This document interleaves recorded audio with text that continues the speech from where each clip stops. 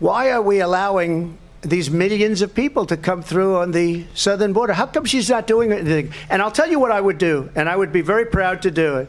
I would say we would both leave this debate right now. I'd like to see her go down to Washington, D.C. during this debate, because we're wasting a lot of time. Go down to, because she's been so bad, it's so ridiculous. Go down to Washington, D.C. and let her sign a bill to close up the border, because they have the right to do it. They don't need bills. They have the right to do it. The President of the United States, you'll get him out of bed, you'll wake him up at 4 o'clock in the afternoon, you'll say, come on down to the office, let's sign a bill. If he signs a bill that the border is closed, all he has to do is say it to the Border Patrol, who are phenomenal. If they do that, the border is closed. Mr. Those President, people are killing many people, unlike J6. If Republicans were serious about fixing what is happening at the border challenges, which majority of Americans care about, if they were serious about it and they truly cared about this issue, they truly cared about fixing an immigration system that has been broken for decades, they would get back to the table, or they don't even have to. There's a deal. There is a border deal, a bipartisan border deal. They can vote on it, and we would have the toughest, fairest deal that we've seen in some time coming out of Congress that would become law, because the president would sign it, because his team was part of certainly deliberating on that deal. If they were very serious about it, they would move that deal forward and help us make it into law. And it would deal with issues that cities like Springfield, Ohio are dealing with right now. But doesn't the White House opposes any mass deportation of Haitian migrants from Springfield, right? That's what I would Is that the question? My question. The question. Yeah. I mean, that's obviously, yes. But also, if they really wanted to deal with, I think the real, core of the question is, okay, there's legislation out there. There's a policy. There's a bipartisan legislation that would deal with issues that they have concerns about at the border and actually deal with an immigration system. Does anyone know if Jean-Pierre is aware that the president can literally sign an executive order to close the freaking border? He could do it right now, but they're not doing it because they support an open border, or at least that's what it looks like to a lot of us. And guys, before we get started, thank you so much for hitting the like button. Thank you for subscribing to the channel, and thank you for sharing this video on Facebook and Twitter. Let's get started. You guys know the saying, right? Strike while the iron's hot. Mainstream media went to town regarding Donald Trump's recent comments about illegal immigrants. Now, as we're aware, he plans on deporting millions of illegal aliens once he steps foot into the White House. But a viral clip from the debate, it showed where he talked about pets being abducted and eaten. It's actually taken over our news, which is not really a good thing for the left because it made people very curious. And when people are curious, they start looking for answers. And here's the worst part about all of this. We have people in office that are siding with illegal immigrants. They are pushing away U.S. citizens who even dare to ask about aliens living in our country. Now, what's really sad is that they're making this about race when it's clearly about legalities and how people enter the United States, not to mention how they're behaving once they get here. Now, we know for a fact that under the Harris-Biden administration, millions upon millions have poured into this country. None of them have gone through the legal aspect of becoming a part of our community. And yet we have people in office who would literally silence local residents because they're starting to ask the right questions. I have to say the attitude of the council with reference to this is entirely unacceptable. Do we know where the individuals we're discussing are coming from? Where their point of origin is? Because you're treating them like lawful U.S. citizens, which they are not. Okay, so I'm going to cut it off because we've had 3 people to come. I'm going to cut it off because we have no reason, again, we have no reason to launch an investigation or to treat people differently because of how they look. There's no reason for it. Who said that? Well, that's just what I'm saying. I just said that. Tiffany just said that. Okay, so I didn't say that. But I said it. But there's no reason for us to discuss this any further. These individuals came from Haiti. Are valid concerns that we need to How are valid concerns, Laura? People come here all the time. These people came here from Haiti. Haiti is a failed state. Their president was assassinated in 2021. There is no way the State Department can vet these individuals. We're done, and I'm going to access this. Please let him talk. You had shut up I was very specific. Okay, I'm going to ask all of you to leave. because this meeting is over. Now, this is the message that they want to send to you. Your voice is useless if you start asking questions regarding their methods. And just to add, since this is part of a longer video, the city council openly admitted that they weren't aware as to how these thousands of illegal immigrants entered the Saluga. Now, as you guys heard, they had to stop the third man who asked them about it because they wanted to understand why these officials haven't asked higher offices as to why and how these people are coming in. Their argument is that these are individuals who are spending money in Salakaga, so they're welcome here. But another resident also asked why she kept seeing these same people just kind of hanging around when it's a work day. Because for us, we need to work for our money, right? And these locals made some really good points. But what did the city council do? Oh, they ended the meeting right then and there. And I believe that some are now realizing the truth behind the lies being spread about these illegal immigrants. The council argues that they're hardworking individuals who are important to the community. But that doesn't seem to be the case for all of them. We ain't got jobs here for them and really ain't got housing here for them.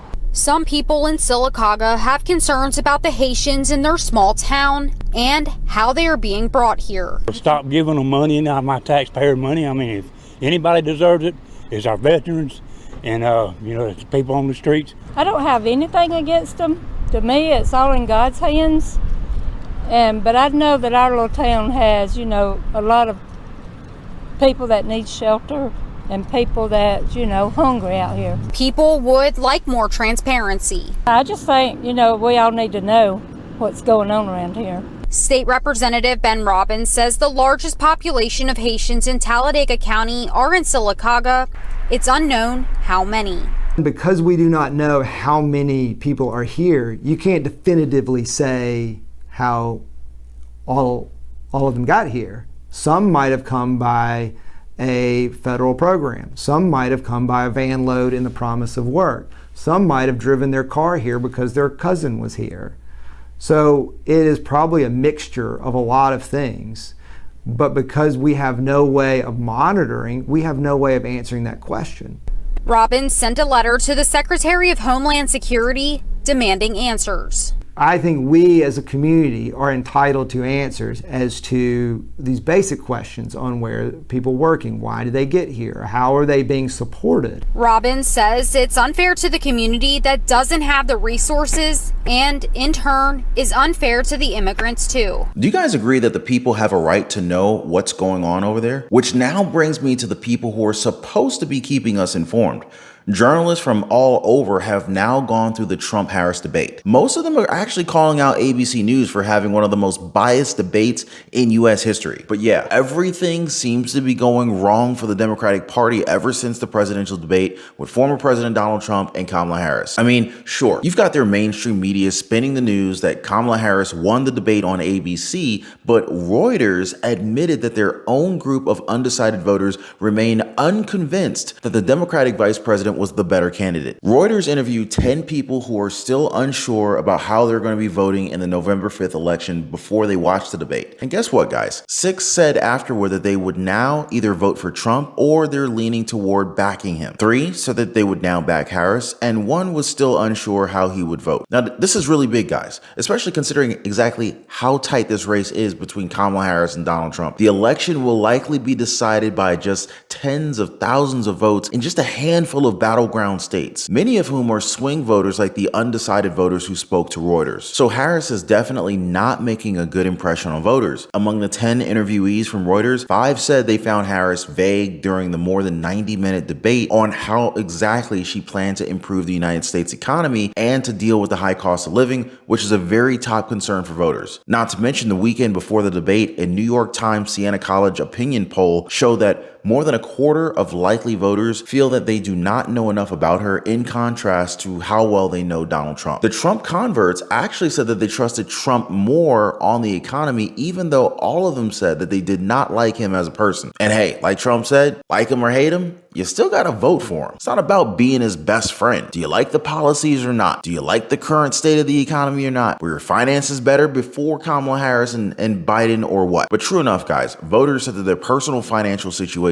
had been better when Donald Trump was president during 2017 to 2021. 4 out of 6 voters said that Kamala Harris did not convince them that she would pursue different economic policies than Democratic President Joe Biden, something that they blame for the high cost of living. One of them, Mark Cadiz, speech, 61 years old, said he still doesn't know what she's for. For this entrepreneur in Florida, there was no real meat and bones for her plans. Now, I watched the debate myself, guys. To be fair, Kamala Harris did mention some policy specifics, including her plan to offer tax benefits to families and small businesses. But honestly, I think she focused much of the debate on attacking Donald Trump rather than actually laying out detailed policies. Now, an interesting take from one of the voters, Robert Wheeler, 48 years old, a security firm executive in Nevada. He was leaning toward Kamala Harris before the debate, but after the debate, he said that if the election were held tomorrow, he would now vote for Trump, largely because he thought Kamala Harris didn't provide clarity on her policy. Now, apparently, Wheeler felt like how a lot of Americans are feeling right now. The whole debate was Kamala Harris telling them why not to vote for Donald Trump instead of why she's the right candidate. Now, this kind of thinking is probably why the Harris campaign said that they would be interested in having another debate, but Donald Trump was pretty much lukewarm to this idea. And just 2 days after it, he rejected the proposal completely. He posted on his Truth Social account saying that when a prize fighter loses a fight, the first words out of his mouth are, "I want a rematch." He also said polls clearly show that he won the debate against comrade Kamala Harris, the Democrats' radical left candidate, on Tuesday night, and she immediately called for a second debate. He continued by saying that Kamala Harris and President Crooked Joe Biden have destroyed our country with millions of criminals and mentally deranged people pouring into the USA, totally unchecked and unvetted, with inflation bankrupting our middle class. And according to the former president, everyone knows this, and all of the other problems that are caused by Kamala and Joe, it was discussed in great detail during the first debate with Joe and the second debate with Comrade Harris. He also pointed out how the vice president was a no-show at the Fox debate and refused to do NBC and CBS. Therefore, Trump declared there will be no third debate. So there you go, guys. You heard it here first. And after what happened with ABC, it was basically 3-on-1. And I don't blame him if he wants to focus his campaign somewhere else. In fact, I wouldn't be surprised if Donald Trump were to sue ABC. I've even heard people say that they should investigate ABC for election interference, maybe even lose their license. Anyway, drop me a quick comment down below. What do you guys think? He said to the crowd, remember, no eating cats or dogs. This after claims that President Donald Trump made during his speech with Vice President Kamala Harris on Tuesday that Haitian migrants in Ohio were eating residents' pets, cats, and dogs. Officials say that there have been no credible, detailed reports about the claims. But see, guys, the claims started from a social media post in Springfield, Ohio. The post described how someone's neighbor's daughter's friends suddenly saw a cat hanging from a tree, about to be butchered and eaten, while also alleging that Haitians lived in the house. Alongside the post was a photo showing a man holding what looked to be like a Canada goose by its feet. And although officials have stated that there's no credible evidence supporting these claims, Ohio's Republican Governor Mike DeWine has announced he'll be funneling resources to help ease the influx of some 20,000 Haitian migrants that have arrived in the city of Springfield legally under the Biden-Harris administration in the last several years. So what does that really say to you guys? Now, of course, I did a video just recently. Go to my channel, check it out. Forget if it was a live or video, but I think it was actually a live video where I discussed this. Actually, it was a live. Click on the live tab. You will see a lot of confirmed details about Haitian migrants eating cats and dogs and people's pets in the Springfield, Ohio area. Mainstream media didn't want you to know about it, but I brought the truth to you guys. Definitely hit the channel, click on the lives, and look at that video and you tell me what's really going on. What are they trying to hide? But guys, let's go back to this whole ABC presidential debate, all right? Rumors were flying around recently that an ABC whistleblower was ready to come out with an affidavit about the Harris campaign cheating in the presidential debate. The X account, Black Insurrectionist, a self-described MAGA supporter, posted saying, I will be releasing an affidavit from an ABC whistleblower regarding the debate. I have just signed a non-disclosure agreement with the attorney of the whistleblower. The affidavit states how the Harris campaign was given sample questions, which were essentially the same questions that were given during the debate, and separate assurances of fact-checking Donald Trump that she would not be fact-checked, end quote. True enough, guys, the ABC News moderators, Lindsay Davis and David Muir, fact-checked Donald Trump at least 5 times, while never fact-checking Kamala Harris, despite her telling lies and half-truths that have been widely fact-checked as being false. And let's not forget Kamala Harris is very close friends with Dana Walden, co-chairman of Disney Entertainment, which oversees Disney's full portfolio of entertainment media, including ABC News. Not to mention the debate moderator, Lindsay Davis, had previously boasted on air about literally being Kamala Harris's sorority sister. Tell me you're being biased without telling me you're being biased. So yeah, there could definitely be a lot of truth to this rumor, guys.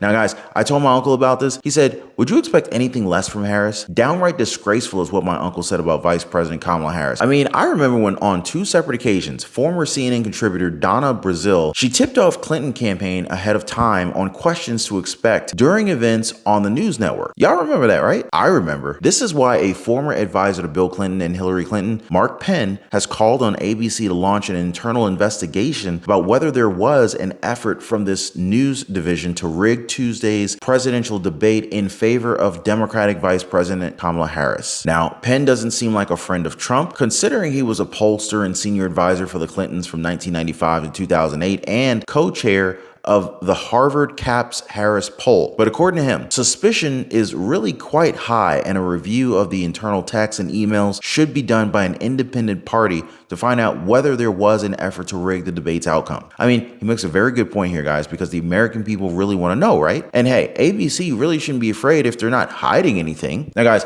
I did a previous video where I cover this in depth, and we get into the details as to why people have to be fired for what they did that day. Now, as always, guys, I appreciate you guys being here. Thank you for hitting the like button and subscribing to the channel, and also sharing this video on Facebook and Twitter. You guys are awesome. I'll see you guys next time.